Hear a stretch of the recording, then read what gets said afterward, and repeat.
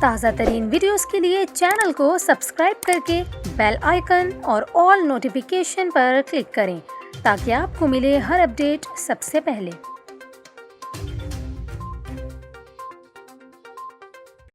اور یہاں پر آپ کو خبر دیں، NCOC کے فیصلے کی روشنی میں محکمہ تعلیم سندھ نے نجی اور سرکاری اسکولوں کے لیے نئے احکامات جاری کر دیے ہیں۔ محکمہ تعلیم سندھ کے جاری کردہ نوٹیفیکیشن کے مطابق 12 سال کی عمر کے طلبہ کو ویکسین لازمی لگوانی ہوگی اور ان کی تعلیمی اداروں میں مکمل حاضری ہوگی۔ اس کے علاوہ 12 سال سے کم عمر طلبہ 50% حاضری کے ساتھ اسکول آئیں گے۔